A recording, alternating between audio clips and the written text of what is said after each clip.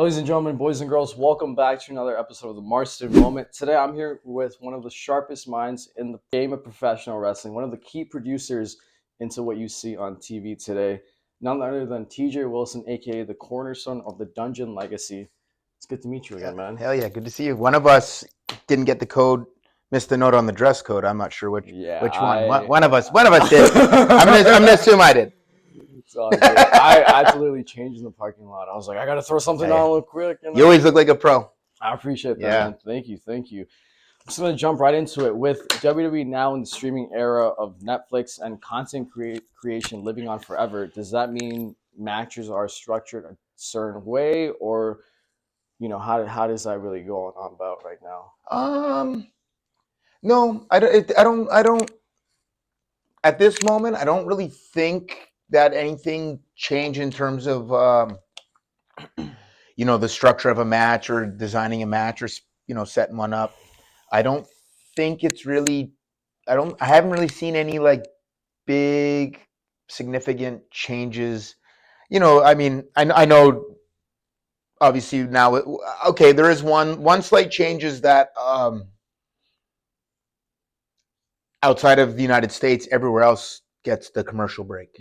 So the idea is like, hey, during the breaks, just know like the world is watching this. It isn't kind of how it was before, where maybe a few fans in the arena recorded or something. That now it is airing everywhere. Like, I've done it before where like I'm in Europe and I'm watching Raw on Netflix, and then it's you're seeing everything, man. So that's at this moment the only difference. But like the truth is, I mean, man, we've been streaming since 2014. The network. WWE been a little bit ahead of the curve on some things like that, and that's one of those.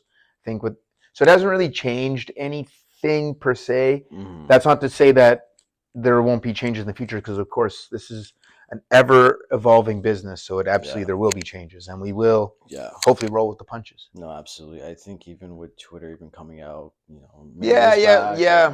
obviously, maybe originally not so much, but of course WWE embraced Twitter. Oh yeah, Tout. Do you remember Tout? Oh yeah, I remember seeing you and Tout back in the day. Tout it out. Yeah, no, absolutely. Do you think wrestlers today are more overexposed, or are they just more accessible? Do you think that's something that makes things more, great for the product? Because the more you bring fans in, the more they will tune in and buy the merch, Sure. Yeah. I mean, it's kind of like anything where there's balance. There's going to be there's going to be a little bit of balance or balancing issues even, but definitely I think and everyone's a little different. Some people, some of the talent are very very active on social media, and you kind of know almost every aspect of their lives, and then some are very very private, and they're not posting a whole lot, and they're only showing you little glimpses. So there's differences, and I think then when it comes to the audience, I believe there definitely is something to seeing what does Braun Breaker eat in the morning. What does his workout look like? What car does he drive? There's some, and I don't know that Braun posts all those things. I'm just using him as the example. Versus an Undertaker, where there's a lot of mystique and intrigue, and both have pros and cons, and it's just a matter of like what side of the coin does that talent personally want to be on.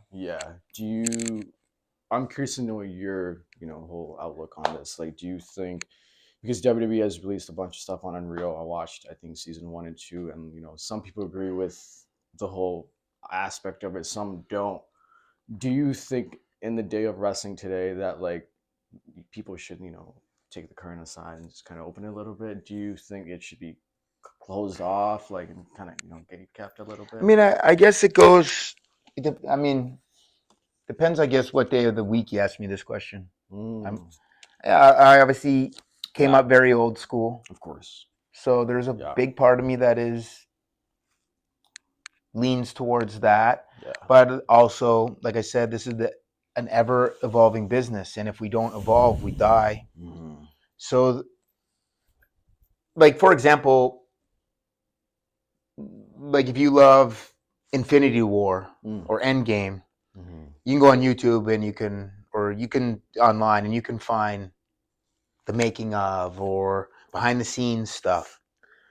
And I get it. And so to me, Unreal is kind of like that in the sense of like, it's not, Unreal isn't playing at the same time as Raw is playing. It's not like there's a segment like Adam Pearce makes a match and then we go to break. When you come back from break, you see the writer's room and they're showing how they put this angle together. You know what I mean? Like WWE Unreal, I think the thing that is kind of where I think, to me, where I do think it works is in the sense that like SummerSlam happened and then it airs on Unreal 6 months later. Yeah. So it's not ruining what you're watching in real time. It gives maybe a different context to it. And and also you have to go watch a separate show to see that. It's not, they're not connected. Yeah. So that I think helps me a little bit. But I will say I was at home watching Raw and went to break, came back from break, and like it was, I think, maybe right before season 2 dropped, and so I think the promotion was kind of hitting it hard, and I came back from break and it was like some like I don't want to misquote it, but it was something like came out of break, and then you like it was the first thing you saw was like a thing from Unreal and talking about a way a match was being booked, and then after whatever the rest of the advertisement was, and then it was like and then now I'm watching the show again, watching Raw. So like that was a little bit of a disconnect there. That I could understand how that could be a disconnect for some fans and some of the audience, because it kind of hit me like that a little bit. No, absolutely. I think like it's whatever side of coin you land on, whether you think it's good or not. I think like you said, you either evolve or you don't, and you get left behind. And it's and it's another place to get some information from, and if when you're like a student of this, I mean, like you don't shut that valve off. So like, for example, like how many times did I watch Wrestling with Shadows or Beyond the Mat to see like what little thing did I pick up this time that I maybe missed. So like I understand the intrigue of it. I understand the concept of it, and I understand like Netflix wanting more content. I get it. I get it. I understand. I see the other side of the coin where the people that that aren't so quick to share these secrets. I understand that point of view too, because I'm somewhere in the middle where I watch Unreal, but I live it, so I don't. I'm not like so intrigued to watch it the same way a paying customer might be, because I live this world. I'm not in those creative meetings, but I'm in production meetings every week. So like to watch it then isn't that entertaining to me, if that makes sense. No, absolutely. But I will still see some things that, like I said, I'm not in those creative meetings. So you do see a lot. Like I'll learn things from that too. I just don't like sit and binge watch the whole season when they come out. I watch a little bit here, a little bit there. And overall, I'll end up watching it all. I'm not in a rush to watch it, if that makes sense. No, absolutely. I hear you. You're a producer, man. You've produced some of the most amazing things I've seen on TV. As a fan speaking, if you're a woman wrestler, then there's some intriguing things for sure. Absolutely. And you've showcased a lot of amazing things with a collaborative team and all that. But I was just curious, man, like when producing a house show match, and I know you guys don't do those as much anymore, if I'm not mistaken, but very rarely. But do you allow for more improvisation? Yeah, those are definitely like there's not. Yeah. like when we're dealing with TV or a PLE, everything's on a pretty strict time constraints. Right. You know, like advertisers paid for a certain number of minutes of advertising, and if we're like, well, we're not going to give them that because this match we went 10 minutes heavy, so just go to the next match, like we're going to lose advertisers, and then we're like, things are not going to go well. So definitely when there's a live event, it's definitely a different vibe and a different feel. There's a lot more. Let me take that back. It may not be a lot more because I don't feel like talent TV wise are that like restricted these days. There was a time where I was a talent where there were certain restrictions, and as I went on, certain restrictions, you know, times changed a little bit, and I was able to get away with a little more, and you kind of see that where we're at now. So I think the live event adds it definitely allows for more ad lib and more freedom in the sense of just kind of like if if you tell someone to go like maybe say 12 minutes and they go 14 or 15 on a live event, or they go 10, I mean, if it's good, especially if it's good, then you're not that worried about it. A couple minutes here or there, one way or the other, isn't really going to affect too much. Right. Like there is that bit of freedom in that sense. Yeah. What do you have more fun with? I mean, so I used to have this. We used to talk about this in the locker room. A wise man once, he was explaining it, and he was like, "A live event is so awesome. Where you're like in, you know, Columbus, Ohio, and you have this match, and the second, like this, especially things have changed a little bit. Where, you know, with technology, there are a lot more recordings of these shows and stuff now. But you know, you do a show in Columbus, Ohio, and the second you leave that ring and the second you leave that arena and you head out to the next town because you got a show the next day in Cleveland, that show's over. Like, it doesn't live on. Right. But if you have a match on Raw or SmackDown or even Main Event or Superstars or NXT or whatever that platform may be, I mean, I can go on YouTube and find all my old matches from Superstars and stuff like that. Those matches live forever, 100%. Where like the live events don't. Right. Yeah. So some of it, like, and so that can, again, both be good and bad. Say you have a match on a live event that isn't your best. Well, as long as you're not hurt, you have a chance to do it again the next night, and it doesn't live that same life as a TV match Shelf lives. Life. Yeah. 100%.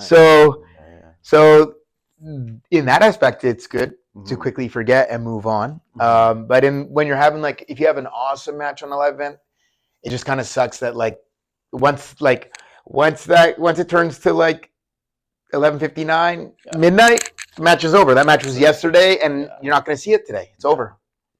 So, but so if I had the two and the both are equal, I would the televised match I would have more fun with, in the sense of if it's really good, at least I can go back and I can show it to somebody and say, hey, this is part of my body of work. Yeah.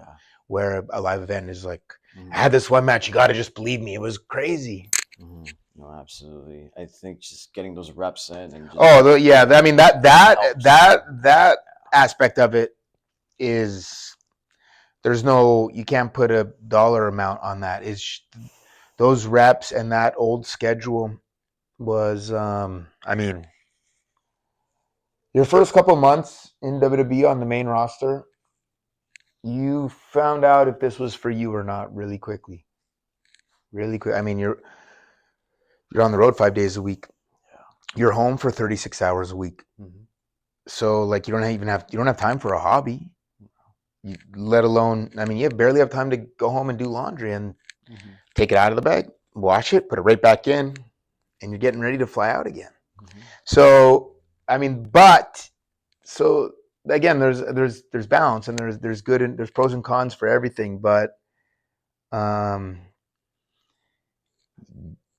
much easier on the body, wrestling a day or two a week versus 5.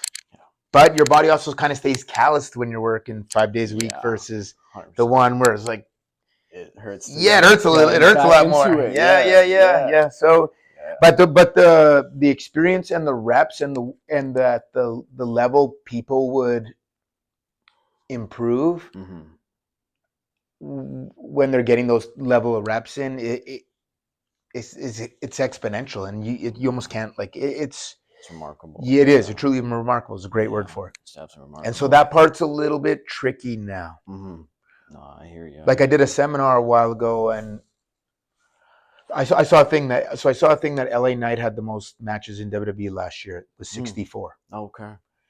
And I did a seminar, and I asked the guys, like, how many matches you guys had? And guys like, I've had about 100 this year. I said, dude, in 3 years from now, at that rate, you're gonna have 300 matches. Our guy, at that moment, that by just applying the math that's there, in 3 years from now, our most wrestled guy is gonna have 190 to your 300. So we're gonna start needing you guys that have the experience, because that's the most experience. That's the guy with the most experience on our roster, like with the most matches that year. Right. What about the guy that's getting 15? So in 3 years from now, he's like under 50 matches, 50 more matches. Right. It's not a ton of reps, and it's nobody's fault. It's just the way that things have changed, and it's just the way that it is. And you have to. There's a lot more downtime now. There's a lot more people like training, whether at the PC, the dungeon, right, flatbacks, wherever. There's a lot more people training on their days off on the weekdays now versus before. You couldn't even dream of going and training because you're already on the road. You're already in the ring 5 days a week. So you're like, I don't want to be in the ring 7 days a week. I need that little break or I'm going to go crazy. Absolutely. No, it's all about reps and doing it all over again. For sure. I was just curious, man. What's the biggest mistake young wrestlers make from transitioning from live TV or house shows to TV? That's a great question. I think someone who's not used to the cameras. Working the hard cam. Like, what are some common mistakes? Guys and it's a matter of experience and stuff in terms of, like you said, TV and cameras. But sometimes, like, when someone who hasn't had that level of experience, they don't realize that like there's going to be times where the camera's not on you, and there's going to be times like the camera's very much on you, and you maybe don't think it is, And it's a matter of like figuring out those types of things and being like, oh, I get it. Like when this is happening, the camera's on that guy. He's not on me at all. So I can move into this position or whatever it may be. And I think same thing, you kind of learn that over time. And a lot of this is going to go back to just the same kind of reps and experience and just that type of thing, because it is just that's how you get better at this. Right. It's how the only way to get better at wrestling is to wrestle. Right. It's the only way. Well, and that doesn't mean that you can't get better by, training in a warehouse, or you can. It's maybe not the exact same as wrestling in front of a live audience. There's going to be a different experience completely. Yeah. But wrestling in a warehouse is better than sitting on your couch thinking that you were wrestling. Right. So you're always going to, so I think that, like, that and maybe going from live events or non-TV to televised events. I think the other biggest, and I think most of the talent do really well at doing that, because obviously they have experience in most of the talent that come up are from NXT, and that means they have reps on NXT TV. So they're getting reps on like hitting times and things like that. But if you're to take someone straight from the indies or just doing live events and brought them to TV, they might do well. Every individual is going to be different. There's not an answer straight across the board. Yeah. But you're going to, in my experience, probably times, hitting times are going to not be a challenge, but it's just going to be something that you figure out over time. You go, okay, this thing in my mind takes 3 minutes, but actually when we do it, it's 4 minutes or it's 90 seconds. Yeah. And it's a matter of figuring those things out. Yeah, absolutely. And how important it is to hit time, because okay, you might have a match and you think, okay, well, I only went 1 minute over. What's the big deal? Mhm. Okay, but let's say like SmackDown right now, for example, is there's 16 segments. Mhm. So let's say the last match is segs 15 and 16. Okay, well, let's say every segment goes a minute over. By the time we get to segs 15 and 16, the show might be over. Yeah, things might get cut, and things They, might not even they, can't even show they, them. they might have Yeah. gone from a 15-minute match to 2 minutes. Yeah. So if like I get it, it'll be like, well, I only went 1 minute. It's like, yeah, but so did everyone else. It impacts every. Yes, It's like a domino exactly, effect. 100%. You know It what I is. It's mean? such a butterfly effect, Yeah. and like we've all, if you've wrestled on TV, you've experienced it. Like Mhm. I've had matches that have been cut in Gorilla. I've had matches like as a talent. I've had matches where we're supposed to have 6 minutes, and then it's like, hey, can you get this done in 30 seconds? Yeah. How do you tell a story from 5 minutes to 30 seconds? How do you convey that? You know what I mean? At that point, You're just unfortunately, rushing. stories out the window, and you just go to the Yeah. thing. You just Yeah. get to what you got to get to. Yeah. No, for sure. It sucks, but yes, man. But speaking of reps, man, in the dungeon, I'm just curious, are you building habits or are you breaking bad habits? It's a great question. I mean, obviously, of course, I'm going to say both are happening. Sure. But a lot of thus far, a lot of the people that, especially the regular people that are there a lot, Yeah. really there aren't really any bad habits Mm. for the most part. Like they're like Dawkins, Montez been coming, Yeah. Jacob Fatu, BFAB, Mhm. uh, Ashanti or Tahuti. I mean, damn, like these guys don't have bad habits. Like Of course. yeah. Yeah. So, Yeah. you know, or anything I would deem a bad habit.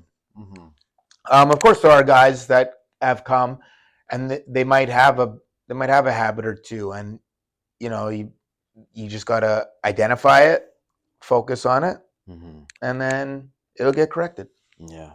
Yeah. No, for A lot of sure. times it's just the same as like being sick and going to the doctor and not getting the right Right. diagnosis.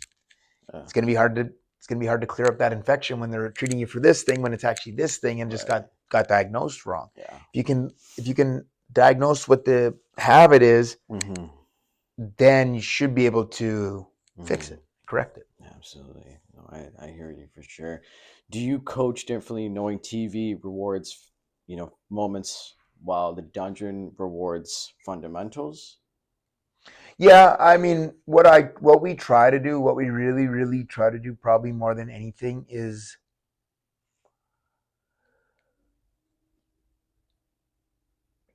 we're training in a warehouse, but we're treating it like it's TV. And I think what kind of helps that a little bit is that Natty, she doesn't stop. Like she's running around the ring that whole Yeah. practice, High energy. recording stuff. And so Yeah. there is that phone that's Yeah. recording you. And so like Yeah.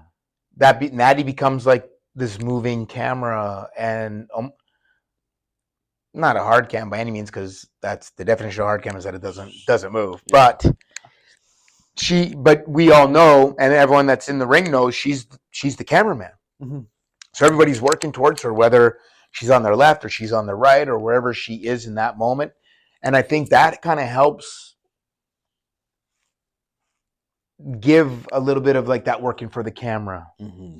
And I think a lot of talent in WWE everywhere, I think that did TV matches during the pandemic learned how to do that, like how to kind of simulate that type of thing at the dungeon, for example, because we wrestled for 15 months without fans. Yeah. Weekly. Yeah. And so you had to do things and create these moments and in your mind almost play out like there's 18,000 people there and there were zero. Yeah. And I think, you could see almost who you could see a lot of people like trying to like feel it, and it was tough. It's tough when Very tough. there's nobody. There's, you know, not fake, but like there's nobody in the audience. Yeah. Like, you have like, these, I think it was computer screens, right, or something like Well, that. not even at first. Yeah. But yes. Right. It later. was in the NXT warehouse. Yeah. So then later, it was I think a little before we did WrestleMania at the Performance Center that year. But it is, because there's an Usos New Day tag match, and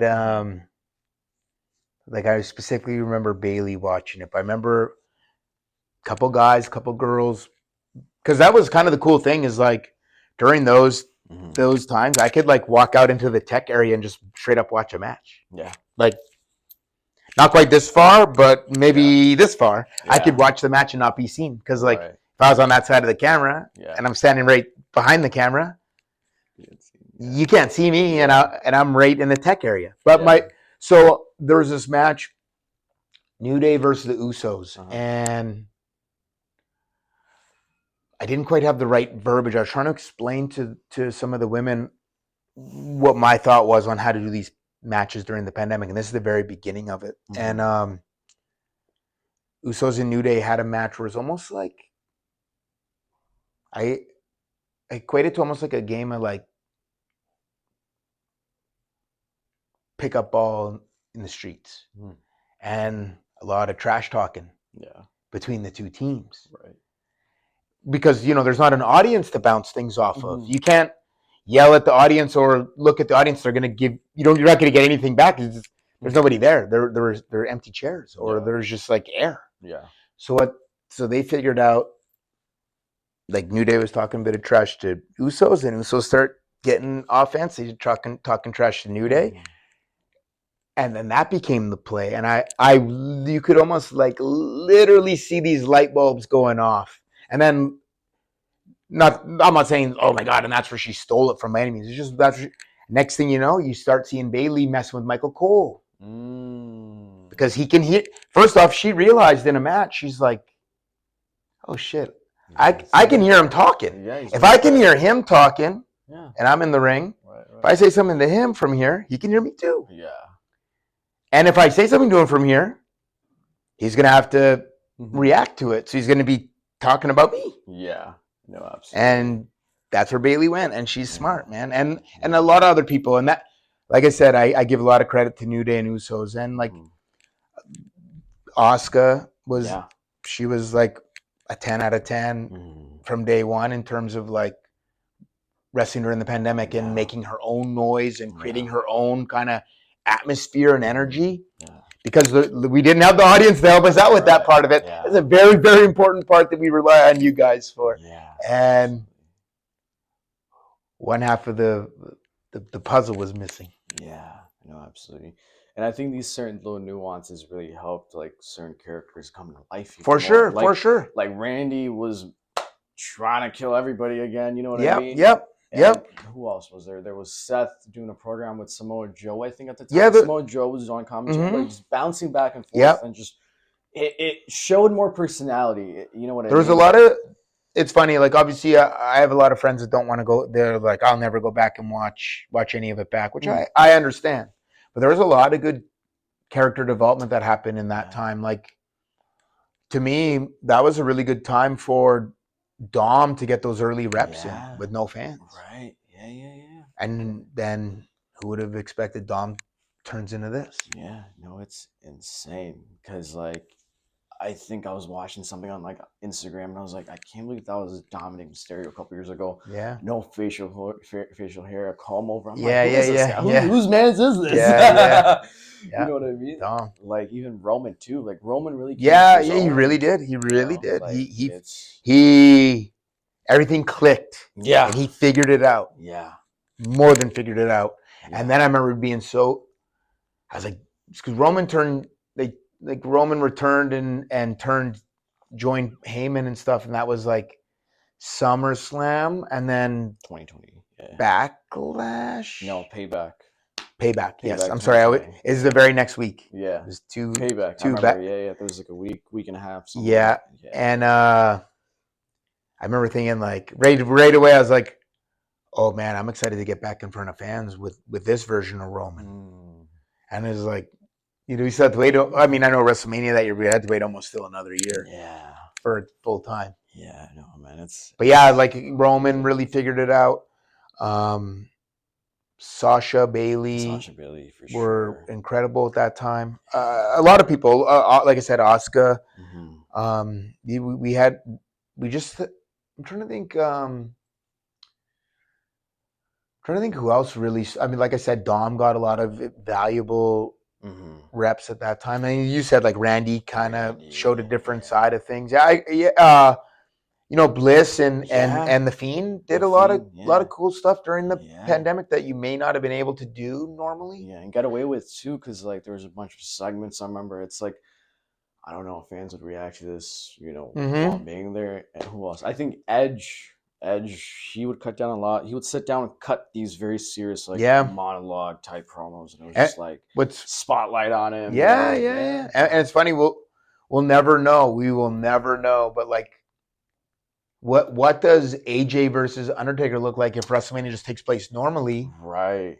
In Tampa that year versus that cinematic match they had that like I don't know. I don't know if anybody has a bad taste in their mouth about AJ and Taker cinematic match. I remember that aired on the night one, and I remember being like, "Whoa!" Because I hadn't seen it before. Everything was filmed like a couple weeks before because that was when Florida kind of had a lockdown for a bit.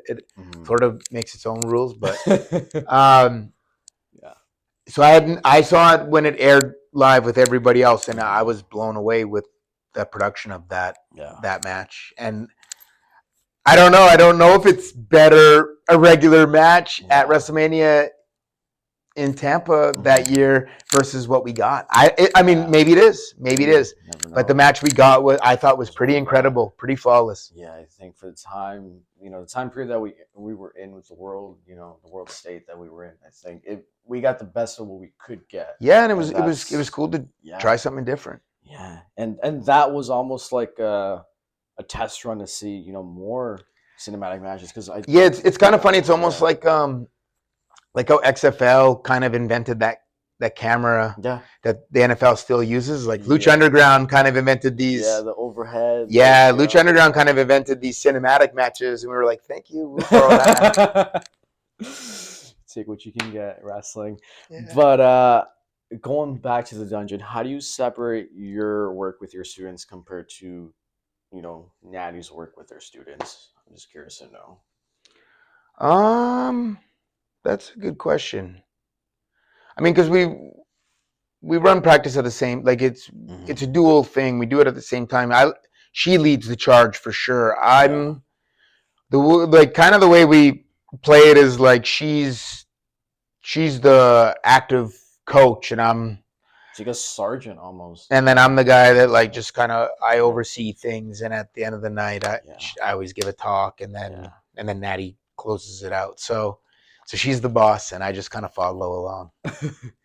No, I hear you, man. I remember like when we had the opportunity to come down a couple years ago, me and the Ballards guys, like I really do appreciate you taking the time to coach us. Like I learned a lot. Yeah, that was cool because that was a little different because Natty will run like the Wednesday. Yeah. But we trained like 4 days that week or something. It was, dude, almost like a whole week. Yeah. We did, Alistair, Tommy's school, and then. Oh, yeah. We were just trying to train as much as we can. Yeah, because I've had two groups because there's another group that came down from Ontario as well. And so I get them confused sometimes. Yeah. But I had 2 groups at different times. And like, were you guys in the summer? It was the summer of 2023. Okay, and then the other guys I thought came in the summer too. I think they came before us. And I mean, it was hot. Dude, it was hot. I remember sweating If you're not from Florida, you haven't lived there or whatever. I had a jug I remember I went to Walmart. I was like, I know I'm going to need a big bottle of water. And dude, it would always be empty. Always be empty. You put me through the ringer, and I appreciate that because, dude, that's what drilled those things into me that I still carry on now, and that's how I learned. Just same stuff over. Yeah, repetition, and also like in that heat. That's always what, like I'll say that, especially like Dawkins, the WWE guys that I train with, especially because it's like I know that the conditions they're going to be wrestling in, it's just going to be ideal. Yeah. Sometimes on the indies, who knows what you're getting? You don't know what you're getting. Yeah. So I'll be like, guys, like training in this 100-degree warehouse right now. This is going to be the hardest you're going to have it from this point on. Yeah. Because when you go wrestle on Raw on Monday from Indianapolis, it's going to be an air-conditioned arena. Yeah. With you're not going to be, the ring isn't going to be slick from everybody sweating. And the funny thing is now we have a couple of AC units in the window at the dungeon, so it's not it's not killing everyone the way it used to. Yeah. But man, that pushed us and really forced us to work our asses off. I remember both groups of Ontario guys like push through, guys and girls, push through and work their asses off. Who all was there when you were there? I'm trying to remember. So it was me. Well, who came down with you? I mean. So me, Haroon. Okay. Ahmed. Kidd, okay. And then Raj and Husher. And then we went. Painter. And then we went to that Mexican restaurant. Okay. Do you remember that guy being like he photobombed us or something? Yeah. And then he's like, "Where the bitches at?" Or something. Yeah. I do remember that. Like, outside. Yeah, and I'm like, what the heck? That's Florida for you. Then the other group was like Bryce, Vanna, something like that. Yeah. So both groups work their asses off, and like I said, when you're not from that Florida heat, I know I'm not from there, but I've lived there 19 years now. Yeah. You're not from there, you don't live in it. Yeah, it is different. Yeah. It is different. They talk about the referee being the third man in the ring. That heat might be the third man in the ring. Ref's fourth when it comes to Florida, man. No, absolutely. I'm just curious. What are some of the hardest obstacles you faced while coaching? Well, an easy answer for me on now. So I've always been coaching. I started coaching I started wrestling in '95, and I've been coaching since '99. The hardest part for me on this side of things is not being able to physically do it, not being able to say, hey, this is how it's supposed to be done, and grab someone and show them so they kind of know how it's supposed to feel, or let them do something to me. So I go, hey, that doesn't feel right. You're doing this wrong. I can't do that part anymore. So now it's all just me. I mean, I've had to work on them, and it's been good. It's really helped me refine a lot of things. But I've had to use a lot of it has to be verbal now. I have to figure out what are the ways to unlock you physically using verbiage rather than me. I can grab and I can do like a snap suplex, for example. I can do like 95% of the thing. I just can't do the last bit, which is the part where I'd be able to tell you what you're doing right or wrong. 100%. So it's a lot more verbal for me, obviously, or it's like strictly verbal for the most part. I can do a couple things. I'll demo one or two things sometimes, but I'll be blown up and I'll be a little stiff after because I don't do this anymore. No, I hear you, man. But when you were coming up in the industry, back in the day, did you feel like you had to work twice as hard, because you're a Canadian? It's funny. So, yes and no. Maybe not because I was a Canadian, but because of my size. Right. And because, I knew promos were not my strength, especially starting out. And, I mean, at that age, I didn't even know what the hell charisma was. So, but I did later on, obviously, I figured out what it was. And I knew in my mind, I knew I had to work twice as hard. I thought on size alone, I wasn't even thinking about the Canadian aspect of it. Luckily, that, that's also a part of it. Luckily, I was already kind of putting in that work. So it wasn't like I kind of got to a point and was like, well, now what? Now I got to start working hard. Luckily for me, I've always had, and I'm very blessed. This isn't something I did, but I always had really good trainers and really good coaches like Ross and Bruce Hart.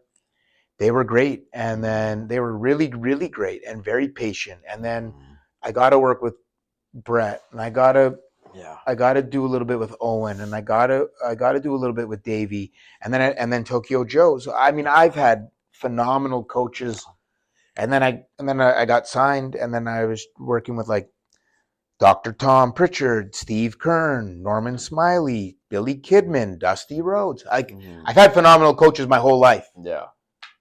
So yes, I worked extra hard, but then there is another side of the coin that if I weren't successful, maybe something's a little bit wrong with me because, like I said, I've had phenomenal coaches. Maybe some of the greatest coaching you could possibly have. So if I wasn't somewhat successful, maybe that would be that really show a lack in my ability. Right. No, I hear you. You gotta, exhaust all your You resources. have to, and you got to attack the things that you actually aren't good at. It's not so much always doing the stuff you are good at to kind of show off.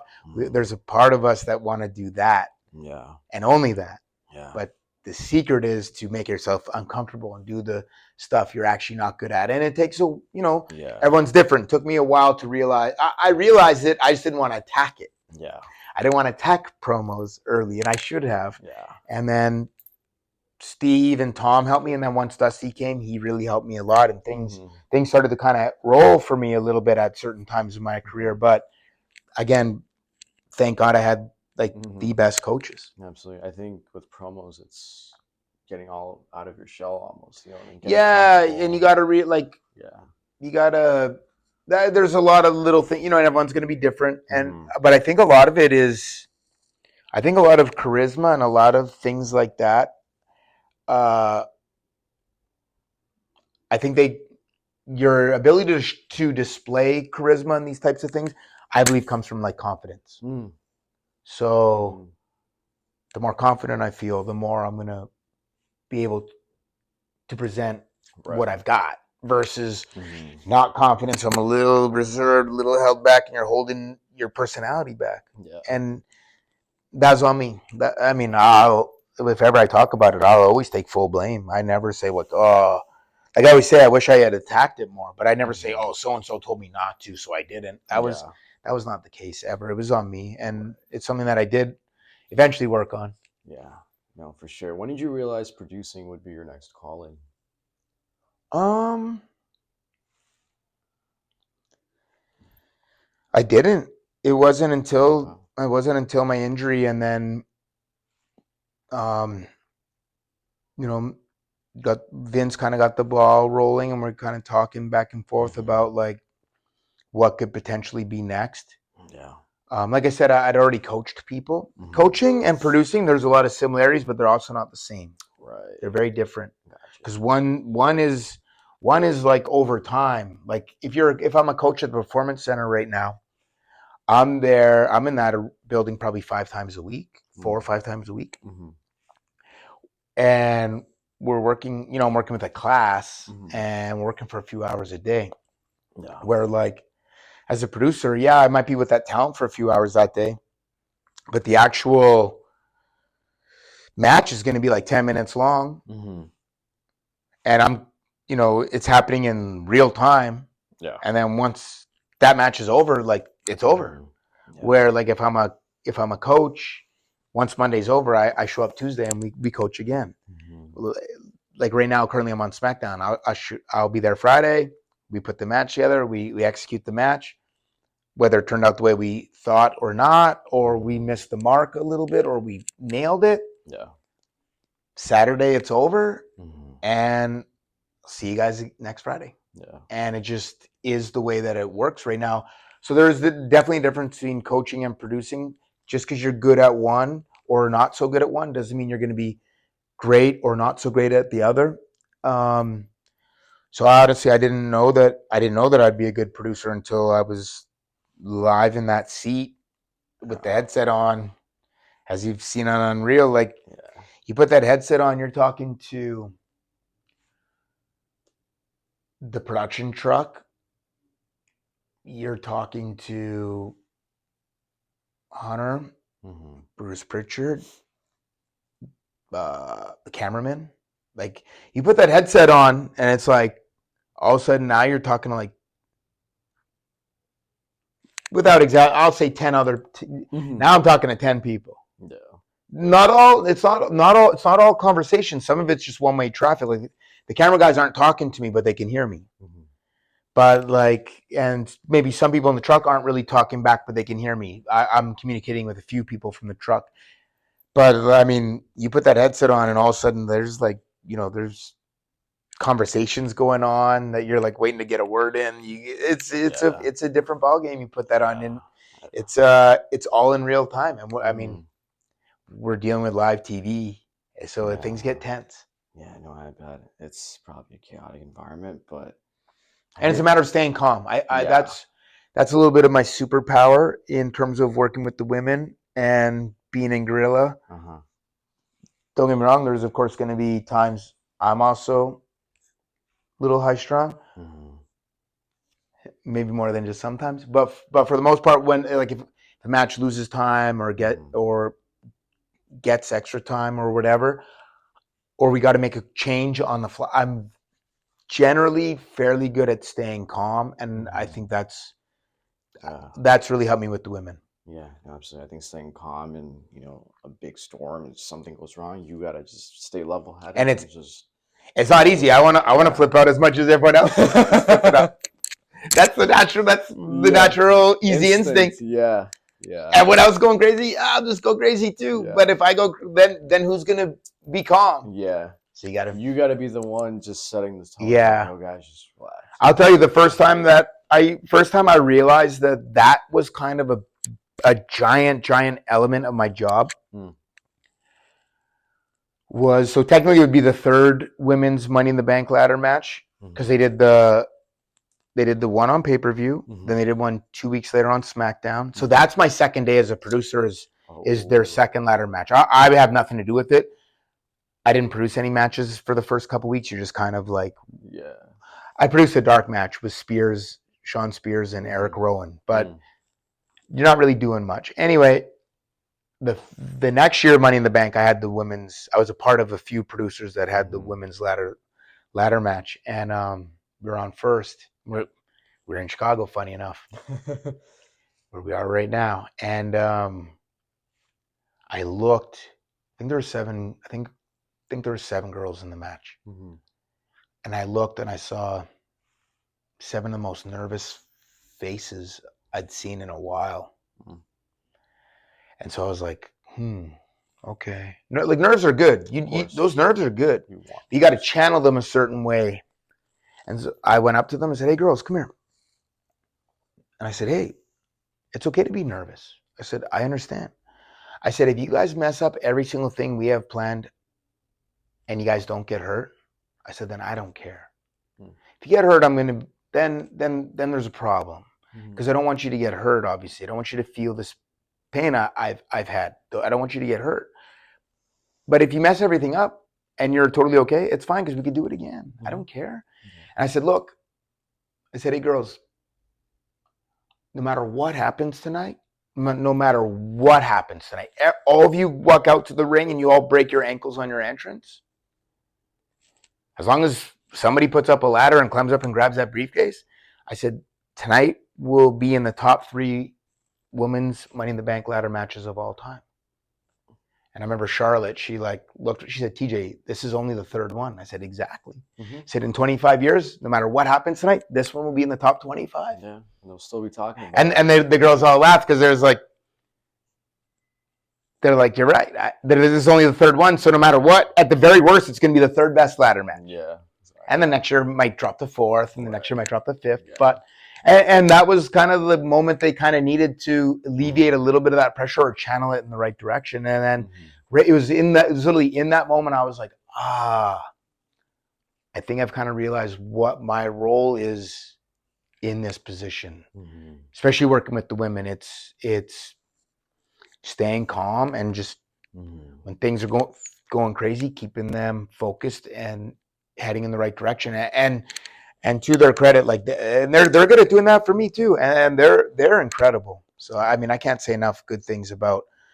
Again, I've worked with all the men too. I Hmm. have. It's Yeah. just that over the last, it's crazy, almost I guess 7 years now. It's almost been exclusively the women. Mm. Yeah. And I think you've been a catalyst for just helping, the women and getting their confidence out there, even though it's in them. It's just sometimes you gotta shake them, and remind them who they are, and like that shows on TV. Yeah, and like every year we have a rumble. Every rumble, I explain to the girls because there's always going to be, not always, but a lot of times there's at least one or two that maybe haven't been in one before or haven't been in one in a while. And I explain to them like, look, we're playing a game of catch up here. Like the first men's rumble is in 1988. The first women's rumble is in 2018. So they have a 30-year head start. Yeah. I said, we're catching them. Yeah, slowly but surely. We're catching them. Yeah. And I think it's a good motivator for me. So I assume it's a good motivator for them because it does motivate me. Like, hey, we are 30 behind, but we're 30 years behind, but we're not 30 steps behind. Nope. Yeah. So we're doing a good job of closing that gap. I mean, there's some years, I mean, I know I'm going to be biased, but there's some years, I mean, you might have a hard time telling me that the men's rumble is better. And maybe I'm biased. And maybe the other side says the opposite, and that's fine. Yeah. But I'm just saying, you'll have a hard time selling me on some of these. Yeah, no, for sure. I hear you.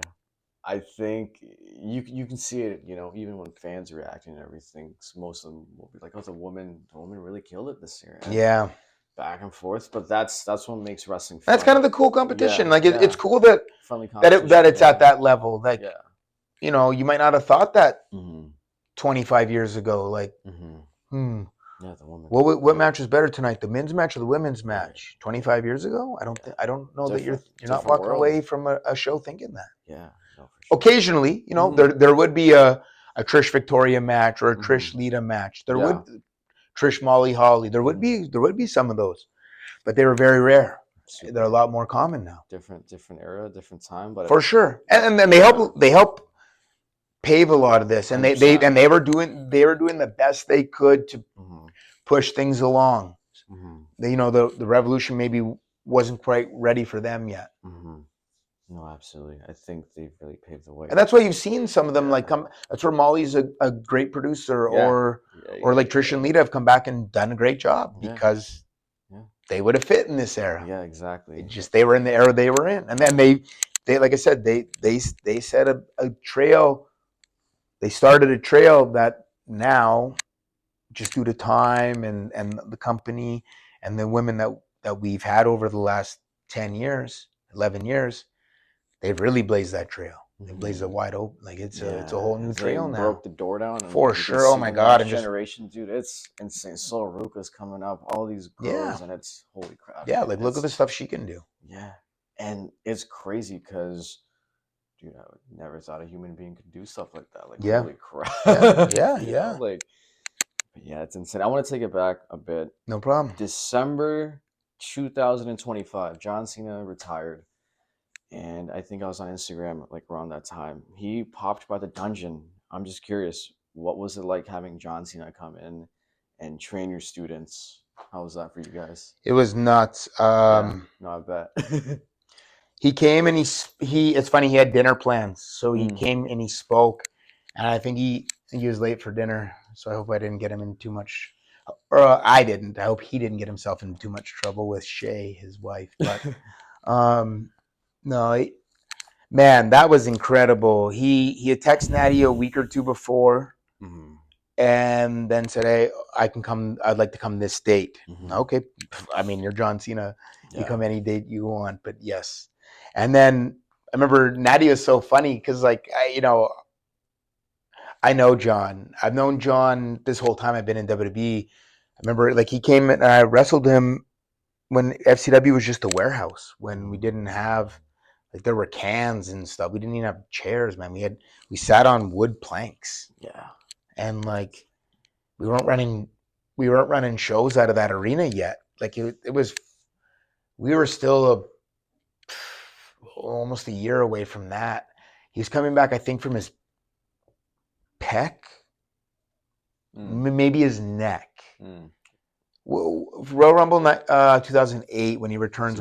That's from his neck? So I must have been wrestling him coming back from his neck. I think. Wait, no, pec. Sorry, yeah, because I remember he came back at the Rumble. Oh wait, it was pec. Pec. Okay, so I'm wrestling when he's coming back from his pec. Oh because he got hurt in like 07. Yeah.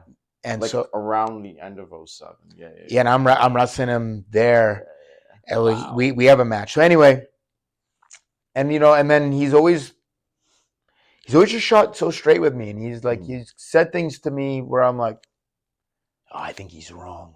And then years later, I'm like, John was right. And I just know that he's a man of his word, especially in general, but especially when it comes to wrestling. This guy is a man of his word. So when he said he was coming to the dungeon, I knew he was coming to the dungeon. So he texted Natty the morning of, like 8 a.m. And Natty was like, she's like, John texted me this morning. I thought he was canceling. And I was like, you don't know John. He's not. He was calling to confirm. So he told him like 5:30. This guy showed up. He was there at 5. Like I was early that day, and I was. When I got there, he was already holding court in the ring, and he opened the floor to questions, and he answered every single question, and the questions didn't stop, and he kept answering them to the point, like I said, he was 30 minutes. He's like, guys, I'm so sorry, I was supposed to leave 30 minutes ago. I got to go now. Last question. And I was so proud of my guys because they kept having questions.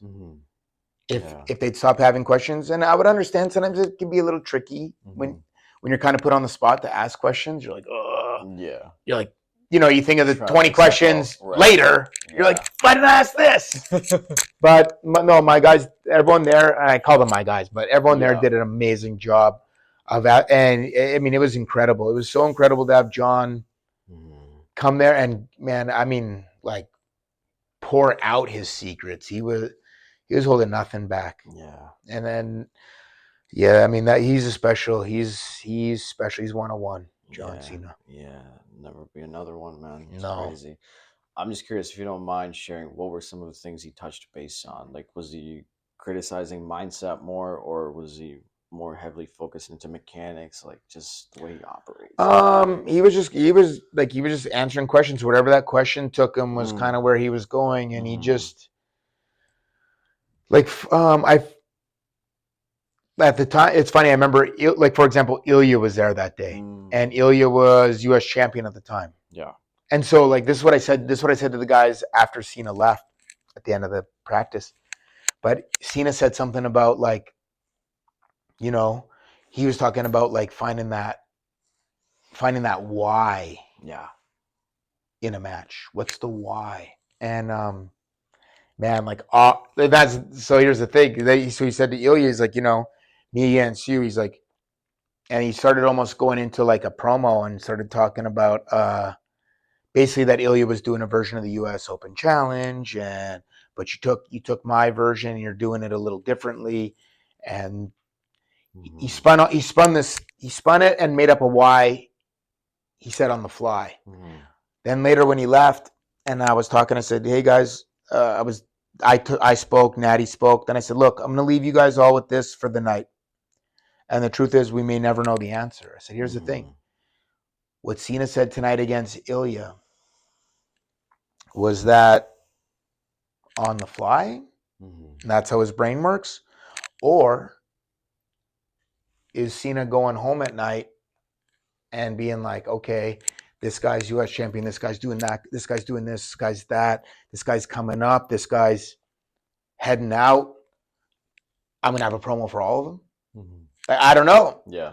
Did Cena come in with a prepared thing, or did he come up with that on the fly? And either way, it's spectacular. Either he's thinking about these things when he's away, or his brain really just, and I know that that is a part of it, his brain just works like that, and very spontaneous. Yeah. But it was cool to, like I said to the guys, hey, like I heard I remember watching maybe that first Beef DVD, and there's KRS-One is on there, and he said if you're on the Billboard Top 10, I didn't release them, but I have a diss song about you.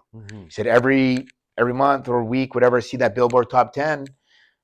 He's like, in rap, he's like, and I see you guys are ahead of me, he's like, I'm making diss songs for all of you. I'm not releasing Yeah. them, Yeah. but in case something pops off, So you have it in your back he's like, pocket these are the just top 10 guys. Yeah. This is who I'm going for. Yeah. I'm gunning for number 1. 100%. I'm going to put out an album. I hope I'm number 100. Yeah. No one wants to just be. Yeah. You'll be okay if that is the case, but you'd rather be number 1. That's the goal. And so, like, in my mind, I was like, damn, is Cena like that KRS-One style where he's like, all right, these are the top 20 guys in the company. I have a promo for all 20 of them. Or is he just like, put anything in front of him and he'll just go. Yeah. And I know he can do that. Yeah. I assume he does both. Yeah. That's what I assume. Yeah. He's just special, man. He's just special. He gave unsolicited advice. He didn't like he held nothing back. He didn't I remember at one point, it's funny, he said something along the lines of I remember someone asked him a question and he was like, I saw him kind of sit for a second and then he's like, fuck it. He's like he said, I'm done in a few weeks, so I'll just give out all my secrets. It's funny. It's like a little part of him wanted to almost be guarded, and he just was like, "No, I'm done soon. Take it. Here it is. Here's everything." Yeah, he's a very giving person. I've never met a guy like that. Just extra work here, hi, whatever. Shaking hands, but I'm sure like seems like a genuine person. He gives back more than anything. He's one of the most giving people. From what we ate with John and his wife last month sometime, and I mean, man, we were at dinner for like 5 hours of just talking and just and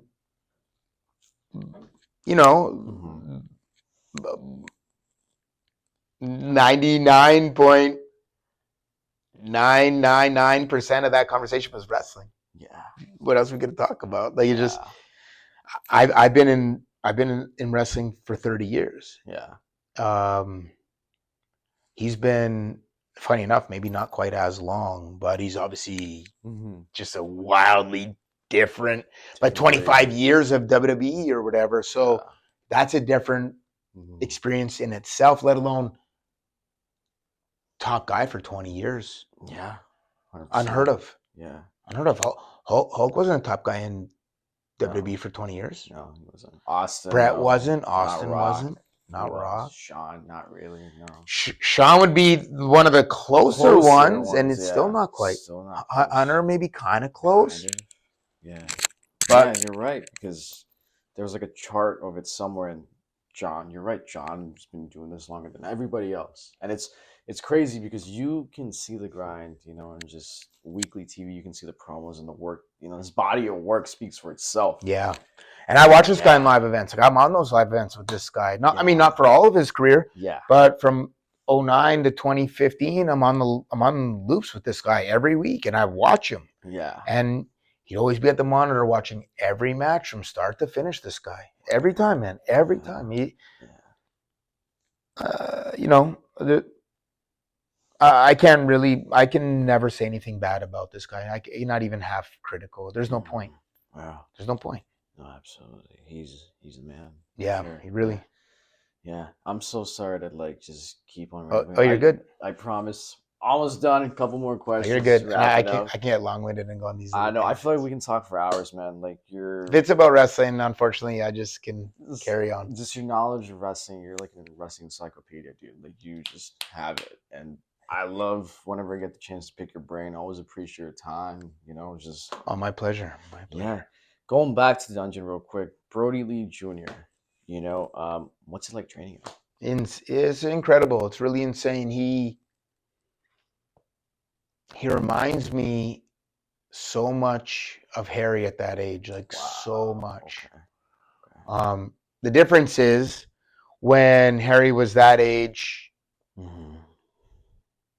It's funny. So Harry had his very first match in '94. Then I had mine the next summer in '95. So he's always got me by a year. So when Harry was 14, he'd been wrestling already for 6 years. Yeah. And I'd only been wrestling for 5. Yeah. And I'm 5 years older than him. So my point being, like, when Harry was that age, I'm not at the same experience level as a wrestler or as a human being as I am now. Right. So to see Brody now at that stage and how much it reminds me of Harry, but I have a better understanding of like what it is and maybe like how to cultivate it, how to kind of channel it, and how to kind of like, because he's a kid, so you got to let him do some kid things in there, Right. while also Of course. keeping it structured, because he is a kid. You don't want him to get hurt, Yeah. but you need him to. But he needs to. He's a kid, man. He's like a bird learning how to fly, and like unless you let that bird jump out of that nest, how do you know that bird can fly? Right. So he's in that Yeah. stage at the moment, Yeah. but in a good way. Of course.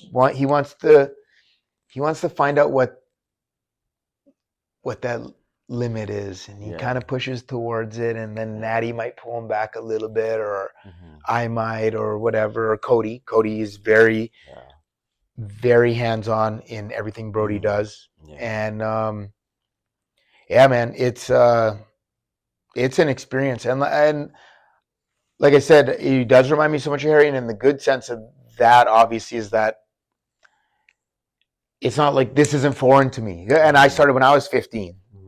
I started training when I was 14, but had my first match at 15. So it's not, Brody's 14 right now. So it's not that I've experienced this a little bit, what he's doing. Yeah. So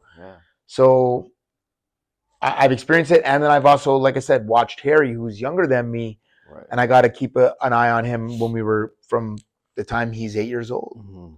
So it's helped me. It's really helped me with Brody. Yeah. No, it's awesome to see you guys train him. It's awesome to see his growth too, come together. Like I've never met the kid, but he seems like he's full of life, full of energy, and he can just go. Sky's the limit for him, man. And what's scary is he sent me something he just did on these 2 shows. Yeah. Did a promo yesterday, did a promo today. Yeah.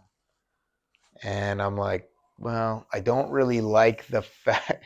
Well, I love, but I don't really like the fact that he's better at promos at 14 than I was at 28. I got there. Eventually. Not saying I'm the Rock. No, I would never say that. I'm not an idiot. They got better, but the fact that this kid at 14, he's cut 2 really good promos, kind of drive me crazy in a good way. Like I said, I love it. Love and like are different things. I love it.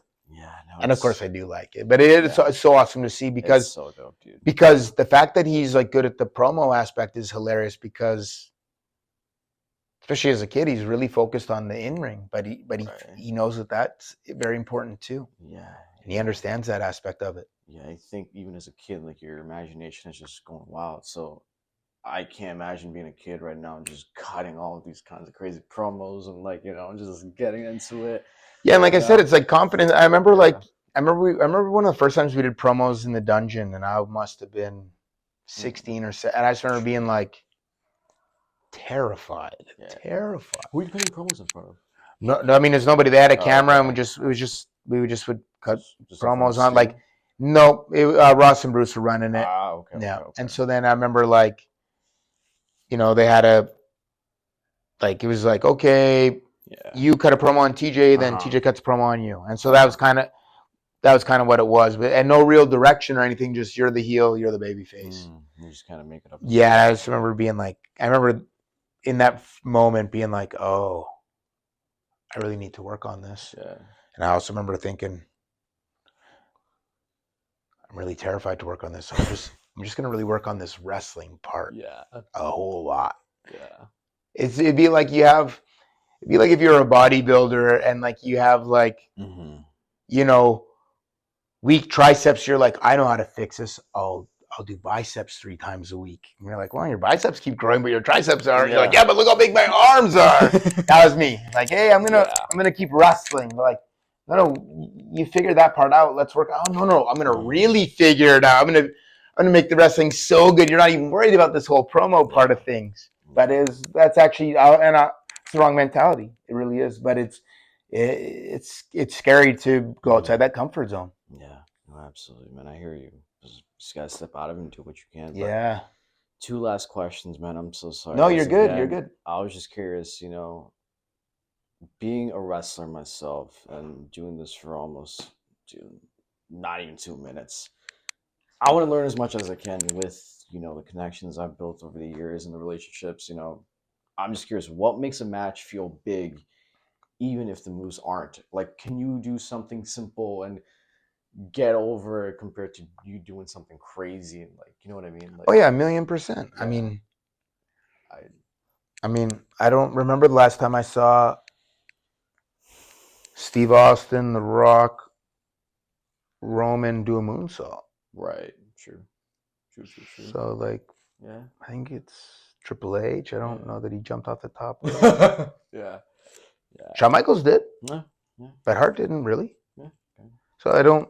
Right. It's. I don't think there's going to be, wrestling's like the circus. So there's going to be some guys that like are trapeze specialists. Right. Yeah. Some guys can entertain you just by juggling 2 balls, Yeah. 3 red balls. They just can entertain you by that. Yeah. Some, like I went to, when I tore my knee, I remember I went to Disney with Natty's cousin, Oh, no way. and we went and saw this Lion King performance, and they had these guys dressed up as these like almost like flying monkeys or something. And man, these guys were doing some of the wildest stuff on these trampolines and No like way. through these rings. It was Yeah. wild, and Yeah.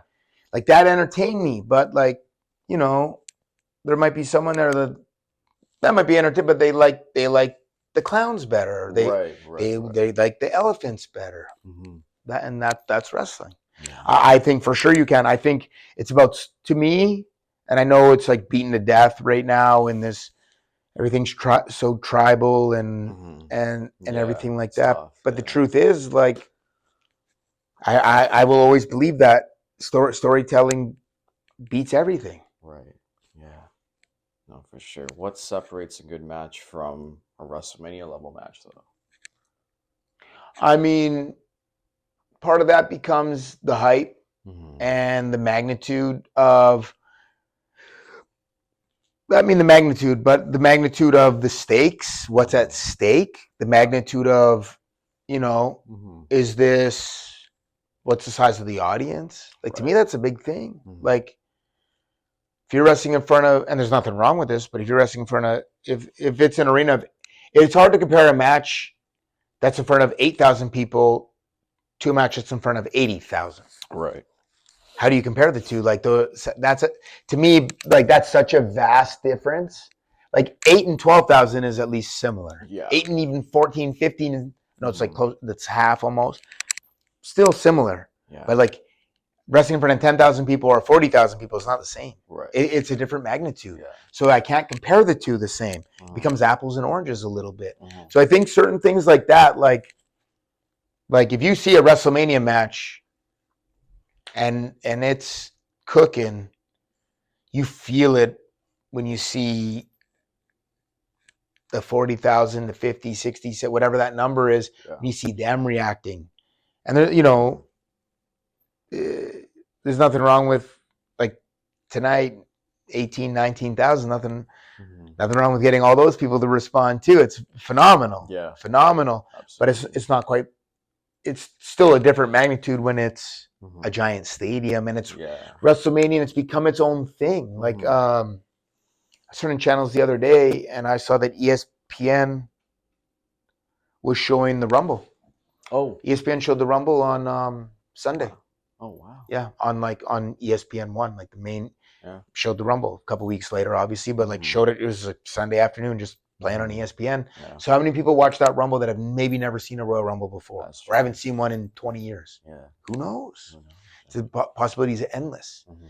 But like WrestleMania is its own. Yes, it's WWE, and but it's its own brand. Yeah. Like 100%. WrestleMania, I don't know, but I assume it'll air on ESPN at some point. Yeah. And it'll be watched by a lot of people that haven't watched before, because they'll look at the guide and they'll see WrestleMania, and even if you haven't watched it in a long, it's its own brand. Yeah. It doesn't have to say WWE. 100%.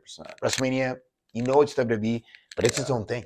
It's Yeah. almost like the Super Bowl. People For won't sure, watch, dude. You know what I mean? Like Super Bowl, not Super Bowl, football in the regular. They're like, oh Yeah. yeah, you know, everyone, let's get together. Let's just throw on the Uh, Super Bowl. You know, so I am a big sports fan and I do watch football. Yeah. But how many times, like I've been to people's Super Bowl parties Mm-hmm.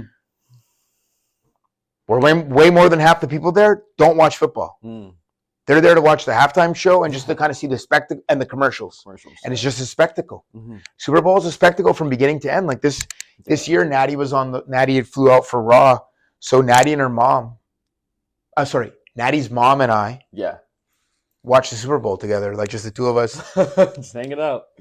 And like, she kind of like, because Jim played football, she kind of pays attention to, and she likes it when Tampa does well. Yeah. But like, she doesn't watch it like that. Yeah. She and I were downstairs at our house, sitting on the couch, watching the Super Bowl. Yeah. Watching these, because it's a spectacle, the commercials, the halftime show. Yep. And then the rest of the world's like the whole country's watching. You don't want to be left out. That fear of missing out, man. That FOMO. Yeah. No, it's real. Sure, man.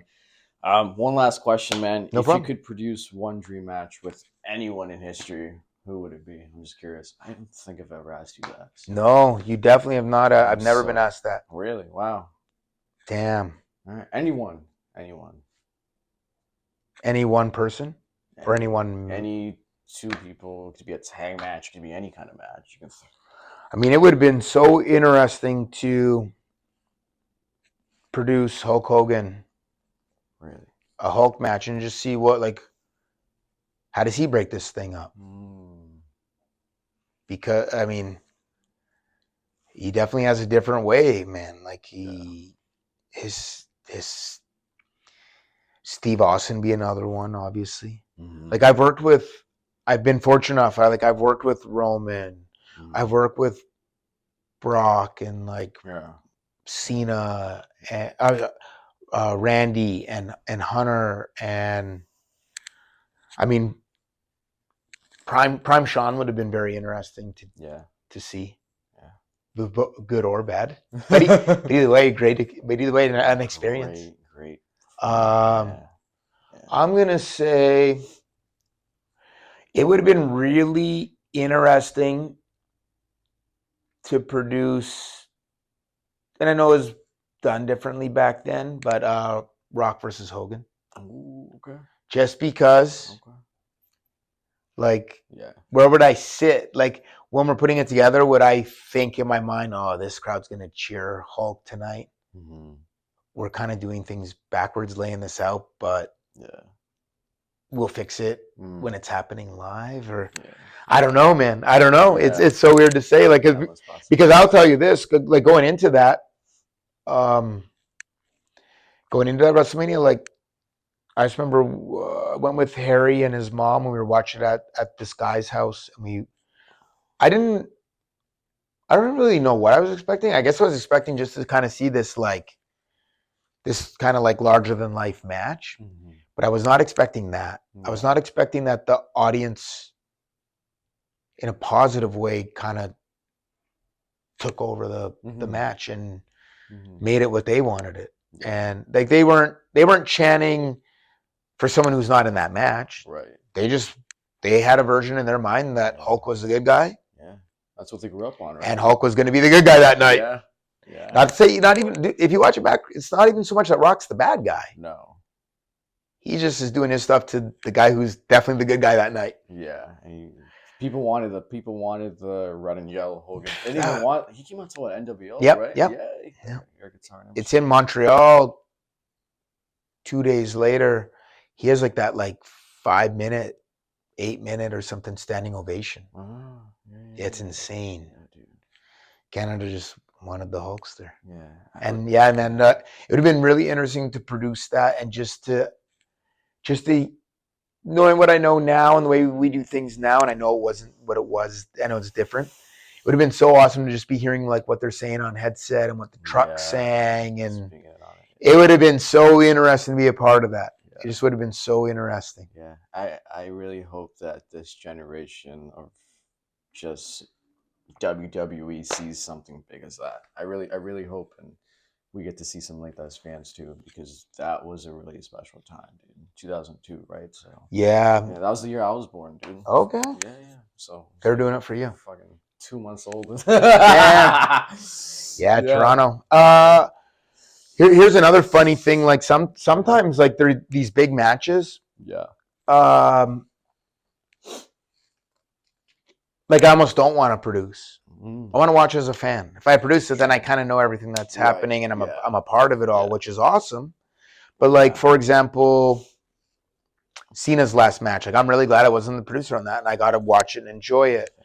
Randy and Cody at WrestleMania 40. Like I'm so glad I wasn't the producer on that, and I got to sit and enjoy all the cameos and like just the breakdown of that match was incredible. Yeah. I just watched it back today, funny enough, and then like another one, recent one that I got some texts about it almost immediately. Like, hey, I know you produced that, and I was like, I did not, and I was, sure, I wish I could. Right. I don't like taking any credit for anybody's work, but I wish I could take a little bit of credit for that match, or just be that I was a part of it. I wasn't, but the triple threat at WrestleMania with Rhea, Io, last year, and Bianca, incredible. No, that wasn't my match. No way. No, I just got to sit there and watch it like a fan, and I might have enjoyed it more than the fans because I love those three, and I like it was so fun for me to watch and kind of not know what was happening next. Yeah. Dude, and I just got to just be lost in the moment. I don't, when I watch wrestling, I don't know why, but I'm still, even after all this time, I'm decent at living in the moment and not guessing what the next thing is going to be. Now my problem will be after the match is over, I'll be like, I'll watch it back and be like, oh, you could do this here, you could do that there. But when I'm watching a match live that I have nothing to do with, I, for some reason, am still able to just kind of like watch it and not really anticipate what's happening next and just kind of live in that moment. Yeah. And I count it as a gift for sure, because I know it's not always that way. Like I know like certain things I can never unsee. Once you get to a certain point in wrestling, there's certain things you just can't unsee. But sometimes it's not every match, but sometimes there's these matches that just have that magic that I'm glad I'm not the producer and I can get lost in. No, absolutely, man. I think just being a fan on the other side of it is awesome too, but being part of it or something is spectacular. Oh, of course. I mean, being a part of some like there's plenty of matches there are so many matches I've produced. Even today, to see everybody so happy and proud of themselves, and they should be, and it was I mean, there's no feeling like it in the world. There's no feeling like it in the world, but second place feeling sometimes, but you have to take away a lot of the stress of like, I really hope this goes well, is to sit back and I get to enjoy it as a fan in a match I don't produce that I am very much looking forward to.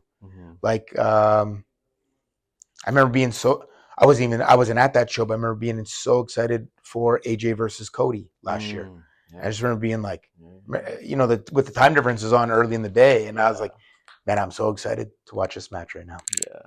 And I mean, I'm glad I still have that ability. Yeah, absolutely, man. You can never take the fan sign out of you. But TJ, thank you so much. Man. Dan, my pleasure. Yeah, man. I appreciate your time, and thank you so much for always freaking helping me out, bro. And fuck.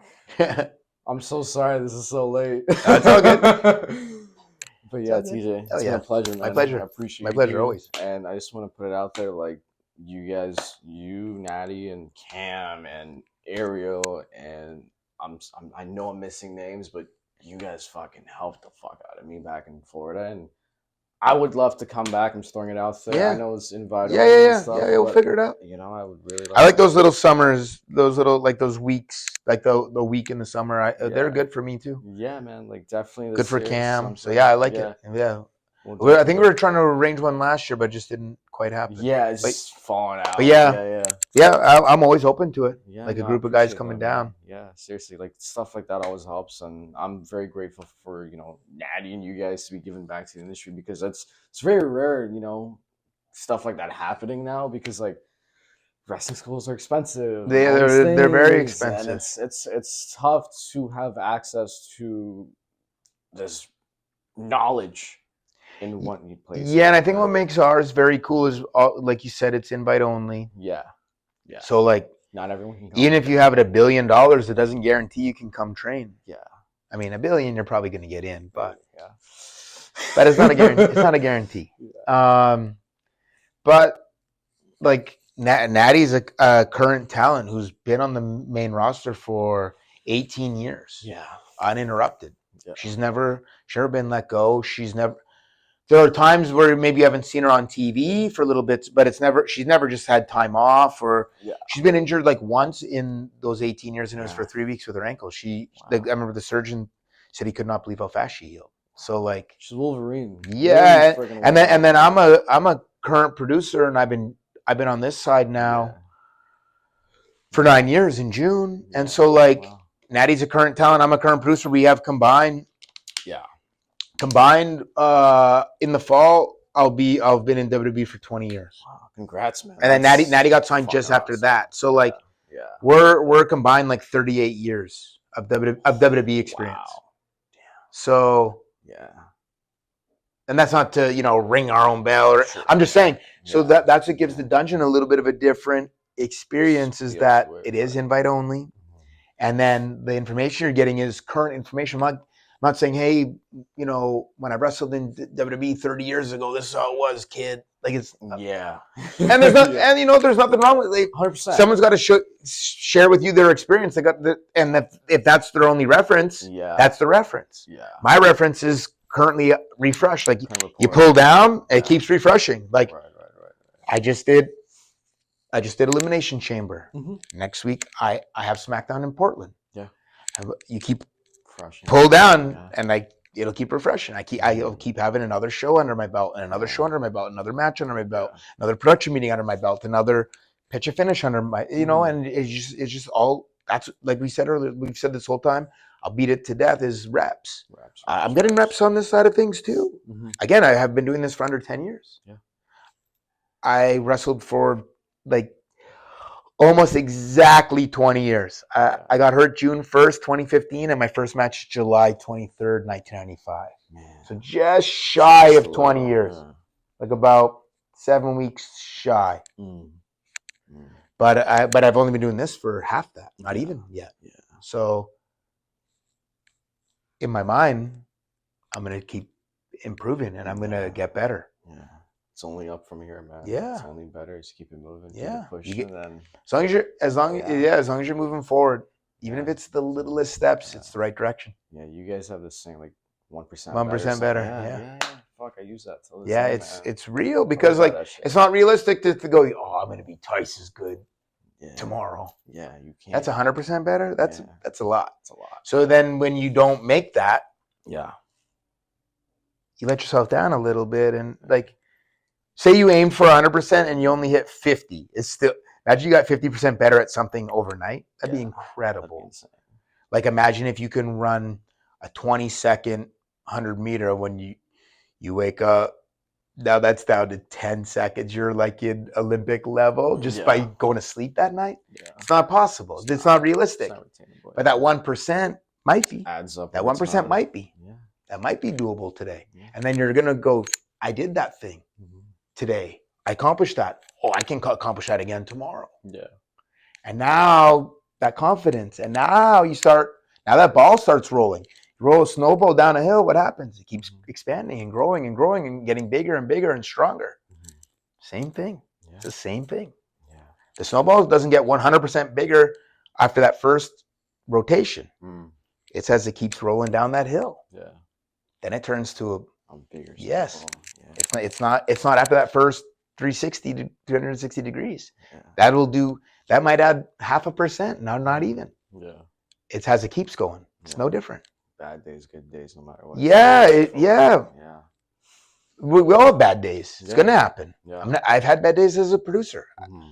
I've had them. I'm gonna have more. It just is what it is. Yeah. I've had bad days as a wrestler, obviously. Dude, too soon?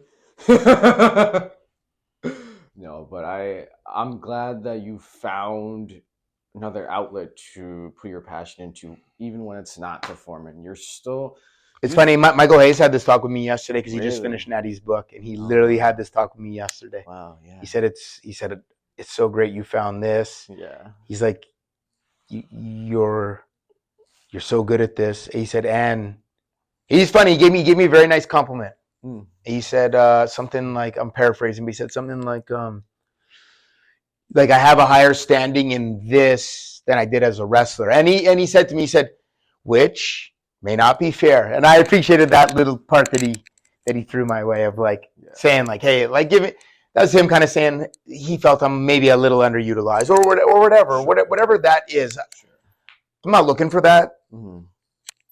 But I mean, a guy like Michael is going to give it to me. I will absolutely take it. Absolutely, take what you can get. Yeah, I mean, I've learned a lot. Like that, I've learned a lot from everybody. But I mean, that the group of producers we have, I've learned a lot from. And Michael is really. I know. Talking about Unreal earlier, and I know Michael's in the crosshairs on that show. Yeah. But I'm telling you, like Michael is like everybody's like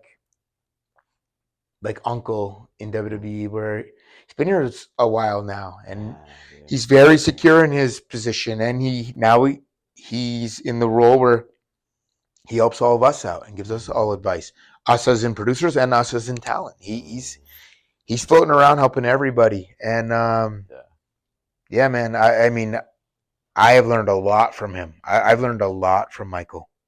Yeah.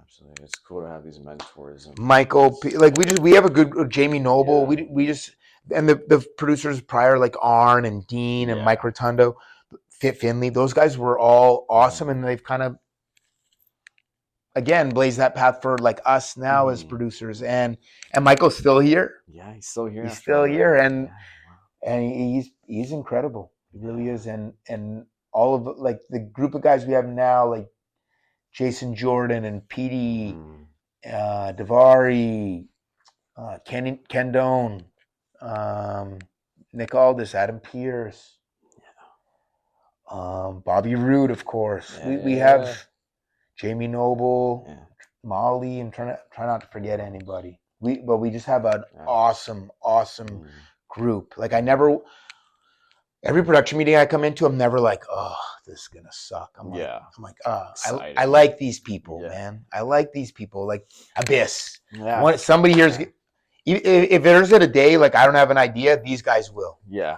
You can fall and back vice versa. On them and just that's vice versa. We have a great team. We really have a great team. I know it's funny. I see a lot of talk of like WWE family, then it's like, whoa, then you're not there. There's no family. It's like I get that, but when you are here, like it's like anything, out of sight, out of mind. Like if someone's not seeing you every day, of course they're not gonna. It's kind of human nature to not have that same level of conversation. Of course, like if I see you every day and then I don't see you, and just like that, it stops. Yeah. I'm not saying we're not gonna ever talk again, but probably 95% chance our conversation level decreases to some degree. I'm not saying we don't ever talk. Maybe we do. Maybe we talk every 2 days or twice a day rather than 12 times a day. You know what I mean? It just so. But in terms of being here this long, like I mean, and here's the thing: it could end tomorrow, and then I'm not a part of the family. But if you ask me, and I'll answer it tomorrow, very honestly too. I definitely feel a family aspect. Might not be a perfect family. Maybe it's an orphanage. Maybe we're all an orphanage. That's why we all have different last names. There we go. So we're a family, but we're like the Brady Bunch. Yeah, something like that. But that's what makes the camaraderie just so special. You guys coming together every day, bad day, good day. I agree. Yeah. Fucking. And that's the thing is like your all, man. It's rare. Yeah. Like if someone is having a bad day. Yeah. And say like 2 people are like it's rare that like. Rare as in I haven't seen it ever happen. There's not going to be a day where every producer's having a bad day. Yeah, of course. But there are days every producer's having a pretty good day. Yeah, I have seen that. Right. So the good outweighs the bad. And when if there is someone having a bad day, the other guys or girls generally will help them out. Mm-hmm. Yeah, we have a good team. I will never. Davari's another producer. I love Davari. You'll never hear me say a bad word about anyone on our team. There's no way. I just couldn't. Yeah, man. It's really awesome to see you in this role with all these guys and girls, man. But yeah, man. Hell yeah. Hell fucking yeah. Yeah. Thank you so much. Hell Dude. yeah. My pleasure, bro. My Appreciate pleasure. it, dude. My pleasure. Thank you, man.